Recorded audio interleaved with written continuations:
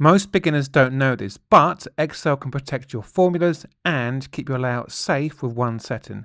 Let's turn it on and lock your sheet the right way. Hi everyone, welcome to First Steps in Excel, your go-to place for learning Excel from scratch. I'm Wayne, I'm a software trainer with over 10 years of experience helping adults feel confident with tech. If you've ever opened Excel and thought, what is this grid of boxes? Don't worry, you are not alone and you're in the right place. Welcome back to First Steps in Excel. Okay, so last week we explored how Excel's AI tools like Copilot Ideas and Flashfill and recommended charts can save you time and make your spreadsheets clearer and smarter. Today we're switching gears to a must-know skill for beginners: how to lock cells before you share your spreadsheet.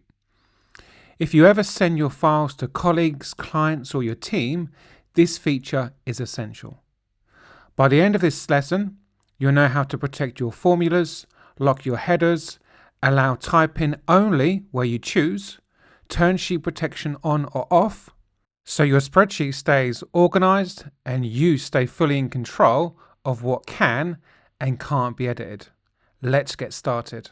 When you lock a cell in Excel, it simply means it can't be edited once sheet protection is turned on. And here's something most beginners don't realize. Every cell in Excel is already locked by default. It just doesn't do anything until you activate sheet protection. Okay, before we lock anything, we need to choose which cells people can edit. This might be things like input boxes, budget amounts, notes. I'm going to use the hours work column, as you can see on the screen, or anything someone else needs to type into. So to do this, we're going to select the cells that you want to leave editable. We're then going to right click and we're going to choose Format Cells. Then from here, we're going to go to the Protection tab, untick Locked and click OK. So these cells will now stay editable even when the rest of the sheet is locked. Now let's protect the important parts, your formulas, totals, headers, or anything you don't want changed. The good news, these cells are already locked by default, so we don't need to modify them. Just leave them as they are. Now it's time to turn the protection on. Okay, so we're going to go to the Review tab, and then you're going to click on Protect Sheet. And then add in a password of your choice. And then from here, you can choose what actions people are allowed to perform. And then once you've done that, you're going to click OK. So just to give you guys a bit of an insight, when the Protect Sheet window opens, you'll see a list of actions you can allow even when the sheet is locked. Some of the most common ones are select unlock cells. So this one is always enabled so people can type where you want them to. The next one is select lock cells. This one lets people click lock cells but not edit them. Then we've got sort or use auto filter. This is useful if your sheet has a table or filters. And then finally, format cells or rows or columns. This is basically only if you want others to adjust the layout. For most shared files, you'll only allow selecting unlocked cells and maybe sorting. And that's it. Your layout, formulas and headers are protected, and only the cells you choose will stay editable. If you need to make changes later, just go back to the Review tab and choose Unprotect Sheet. Enter your password if you've set one, and your sheet is open and ready for editing again. Okay, so as you can see, this feature is simple, but it makes a huge difference when sharing your work.